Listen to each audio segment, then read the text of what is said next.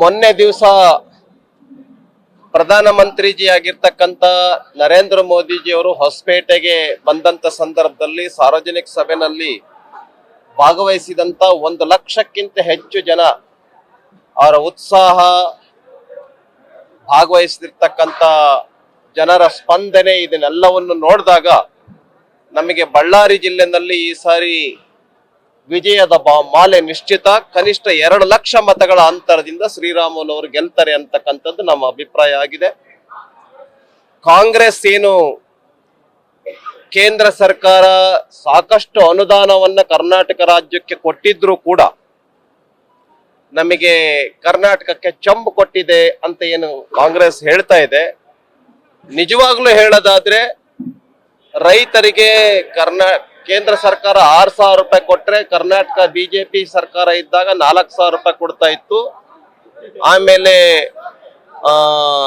Scholarship ಅನ್ನ ನಿಲ್ಲಿಸೋ ಮೂಲಕ ಮತ್ತೆ ಅಕ್ಕಿಯನ್ನ ಸರಿಯಾಗಿ ಕೊಡದೇ ಇದ್ದಂತದ್ರ ಮೂಲಕ ಮತ್ತು ರೈತರ ಬರ ಪರಿಹಾರದಲ್ಲಿ ಕರ್ನಾಟಕ ರಾಜ್ಯ ಸರ್ಕಾರ ಕೇವಲ 2,000 ರೂಪಾಯಿ ಕೊಟ್ಟಿರೋದ್ರಿಂದ ಇವನ್ನೆಲ್ಲವನ್ನು ನೋಡಿದಾಗ ಕರ್ನಾಟಕ ರಾಜ್ಯಕ್ಕೆ ಸರ್ಕಾರ ಯಾವ್ದಾದ್ರು ಚೊಂಬು ಕೊಟ್ಟಿದ್ರೆ ಅದು ಸಿದ್ದರಾಮಯ್ಯ ಸರ್ಕಾರನೇ ಕರ್ನಾಟಕದ ಜನತೆಗೆ ಚೊಂಬನ್ನ ಕೊಟ್ಟಿದೆ.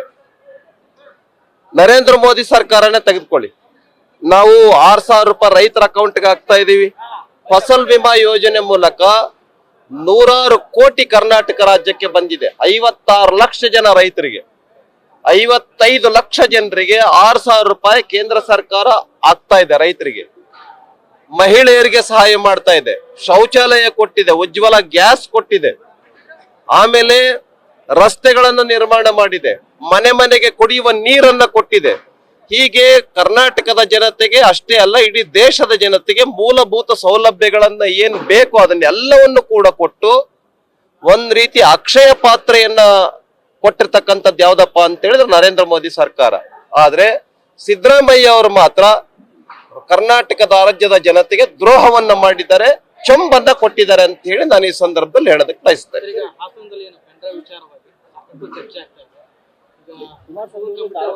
ನೋಡಿ, ಯಾರೇ ಮಾಡಿದ್ರು ತಪ್ಪೆ. ಈ ವಿಷಯದಲ್ಲಿ ಕುಮಾರಸ್ವಾಮಿ ಅವರು ಏನ್ ಹೇಳಿದ್ದಾರೆ, SIT ಕೊಟ್ಟಿದ್ರೆ ಆ ತನಿಖೆಯನ್ನ ನಾವು ಸ್ವಾಗತ ಮಾಡ್ತೇವೆ. ನಾವು ಕೂಡ ಒಂದು SIT ತನಿಖೆಯನ್ನ ಸ್ವಾಗತ ಮಾಡ್ತೇವೆ. ಕಾನೂನು ಪ್ರಕಾರವಾಗಿ ಏನ್ ಶಿಕ್ಷೆ ಆಗ್ಬೇಕೋ ಆಗ್ಲಿ, ಇದಕ್ಕೆ ನಮ್ದು ಯಾವುದೇ ವಿರೋಧ ಇಲ್ಲ. ಎಂಕ್ವೈರಿ ನಡೀಲಿ.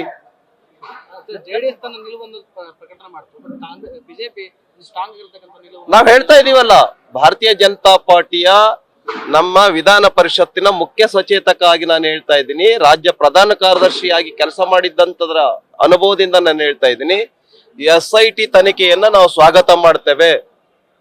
ತಪ್ಪು ಮಾಡಿದ್ರೆ ಉಪ್ಪು ತಿಂದವರು ನೀರು ಕುಡಿಲೇಬೇಕು, ಇದು ನಮ್ಮ ಪಾರ್ಟಿಯ ಸ್ಟ್ಯಾಂಡ್. ಟಿಕೆಟ್ ಕೊಡೋದಕ್ಕಿಂತ ಮುಂಚೆ ಈ ಘಟನೆ ನಮಗೇನ್ ಗೊತ್ತಿಲ್ಲ.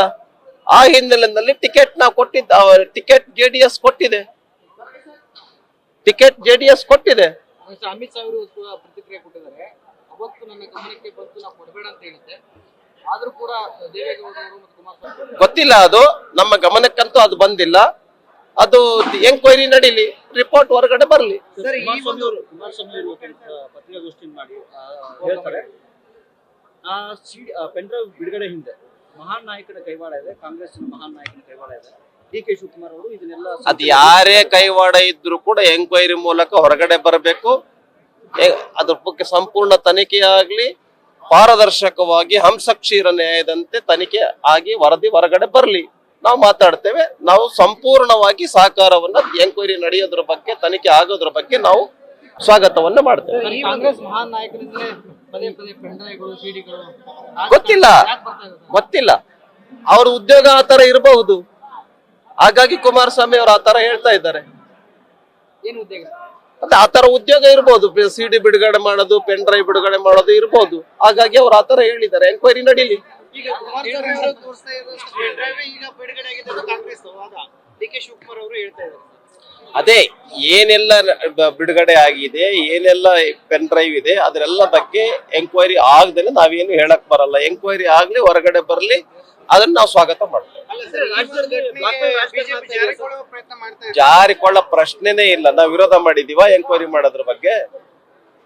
ಯಾರೇ ತಪ್ಪಿದ್ರು, ಯಾರೇ ತಪ್ಪು ಮಾಡಿದ್ರು ಉಪ್ಪು ತಿಂದವರು ನೀರು ಕುಡಿಬೇಕು, ತಪ್ಪು ಮಾಡಿದ್ರೆ ಶಿಕ್ಷೆ ಅನುಭವಿಸ್ಬೇಕು. ಇದು ನಮ್ ಸ್ಟ್ಯಾಂಡ್.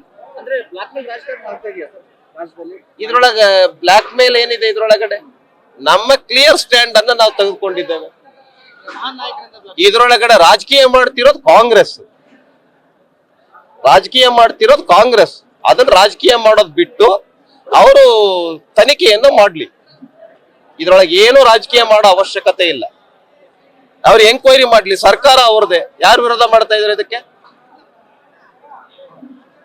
ಧನ್ಯವಾದ. ನ್ಯೂಸ್ ಫಸ್ಟ್, ನಿರ್ಭೀತಿಯಿಂದ ನಿಮ್ಮ ಪರವಾಗಿ.